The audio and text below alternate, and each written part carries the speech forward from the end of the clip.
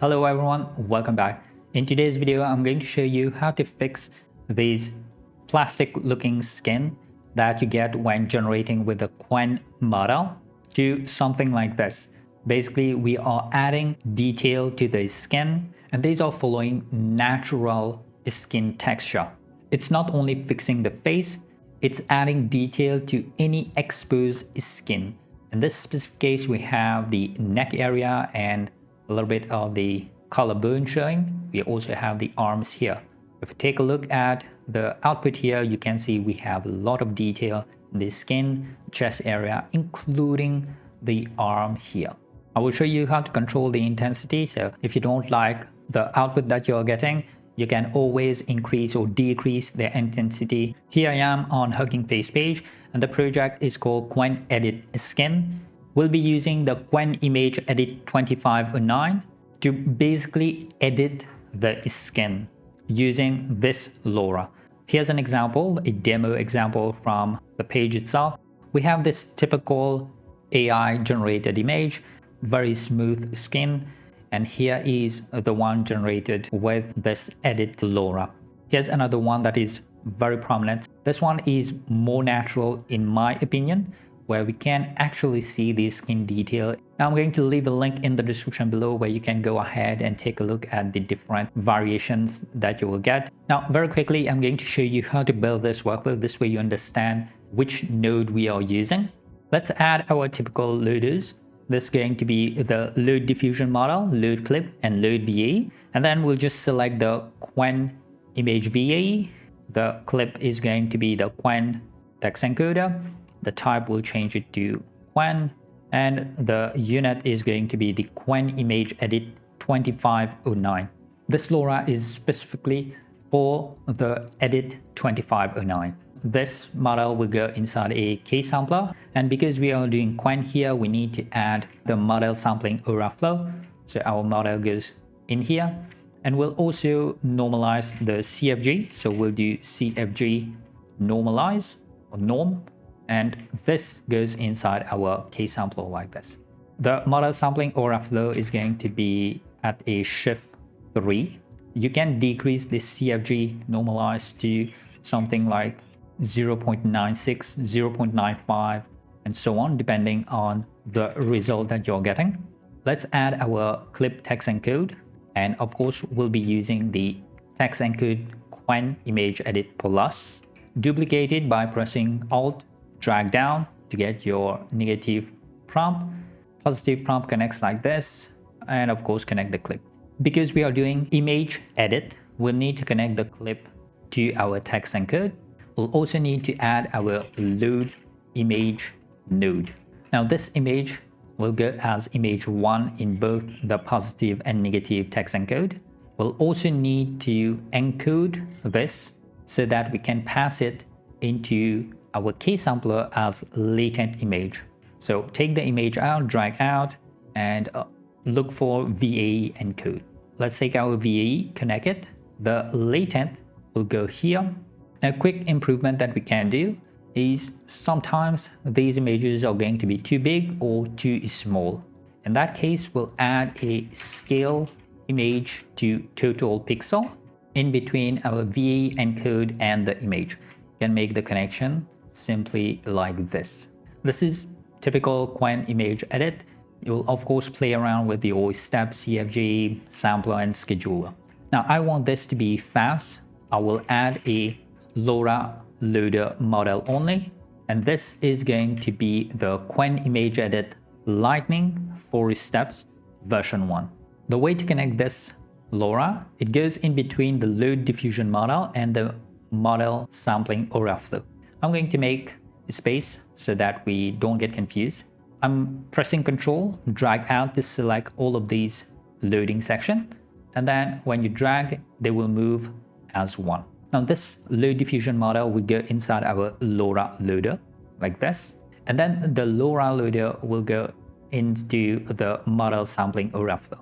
Now this mode, we have a typical 4 steps Qwen image edit workflow. Of course, to see the output, we'll have to connect our VAE decode, a preview image or a save image. And we also need to connect the VAE here. we'll get it from load VA node like this. Now our LoRa, this new LoRa, will go in between the Qwen Image Edit Lightning 4 steps LoRa and the model sampling.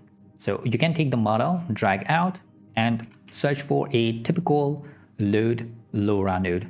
This one requires a clip, and we need the clip in this specific case. And that is because we have trigger word. Actually, it's more like a trigger phrase in this case. Let's connect the clip. That's going to come from our load clip, drag it top, and the clip output from the load LoRa will connect to our text encode. So you can move this, make space, and just connect it like this. As for the LoRa, we need to download it. As always, I will have all the links in the description below. Once you're on Hugging Face page, we'll click on Files and Versions. And then if you scroll down, you will see a couple of variations here. At the time of recording, I have version 1.1. If you're watching this in the future, it's possible that there is a 1.2 or version 2. Feel free to experiment with all of these. They are very small, about 300 megabytes in size. You can definitely download all of them, test each one, and then just delete the one that doesn't work for you. To download, just click on this download button here. Once downloaded, you'll need to go inside your ComfyUI, models, and then look for the LoRa's folder. Move the file completely here. So this one is mine. Back inside of ComfyUI, press R on your keyboard. It will reload the node definition, and then go inside the load LoRa name, click on it and search for Qwen and select the Qwen-Edit-Skin. Depending on your version, you will have a number there. Now I've already experimented with this image. Let me show you a couple of results here. So with no LoRa, we have this very smooth skin. There's basically no detail in the skin. If you go down here, you can see there's no skin detail in neck area, chest area, including the arms. Here is the one with the LoRa, so LoRa at 1.0. And right away, even at 1.0, we can see that we have detail here. There's also a little bit of detail that is being added in the forehead here. If you compare it with this one, there's basically just a white patch here. Now, as you increase the LoRa, you start to see more and more detail added in those exposed skin area. In this case, we can see here, even on the nose, including that highlight part. The lips as well are enhanced, and of course, the body as well. And have generative for 1.3, 3.5, 4, and then there is 1.5 here. This one, you should probably be able to tell that we have a lot of detail on the skin. Now for me, the sweet spot, at least for this specific image, is to be in between 1.25 and 1.5. Your image may require a different value, so always experiment simply by changing this value here. Let's test the workflow. We can use this one. Once again, we have that typical Qwen flux output. In our positive prompt here, so the one that is connected to the key sampler as positive, we'll need to add a text prompt. And this is going to be our trigger phrase. So here it is: make the subject's skin details more prominent and natural. You need to type it exactly as it is, no comma, no full stop. And subject here, we have S, details, we have S. This is the trigger that will enable the LoRa. If you don't have it, it's going to be a basic Qwen Image Edit 2509 workflow. Now next, remember we added that 4 steps Lightning LoRa, so we can go and change our number of steps to 4. CFG is going to be 1.0. I'm going to fix the seed. You can change any like random seed. Let's queue prompt and see the result. Okay, so it's completed. Just so that we can see things, I'm going to add an image comparer node. We'll do the input image as our image A, and the output is going to be image B. And here we can take a look at what is happening in the skin. Okay, so I hope these details are showing in the recording here, especially when it comes to YouTube compression. But what I noticed in this area here, there is a slight change in the output image. So this is the input image. We have a smile, and that smile is gone in the output image. But the skin, let's take a look here on this side here. This is the before and this is the after. So you can see it's adding really nice detail even at a low value of 1.0. The forehead as well, you can see that we are seeing skin texture showing there. So there's a little bit of change that is happening in the output, and that is because it's basically generating the entire image once again. Otherwise, everything else is pretty much the same.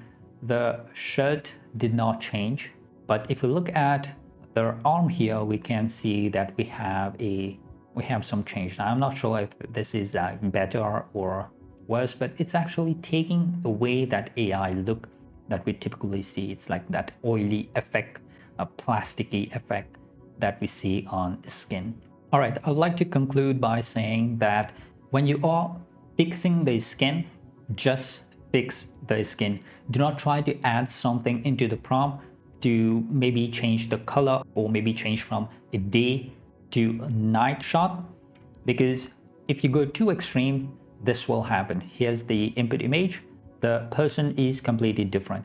Yes, we have a lot of skin detail, but a high LoRA value, and simply adding extra text in the prompt change the person completely. So remember that even though we are adding a LoRA that's going to modify the exposed skin areas, the workflow will have to regenerate the entire image.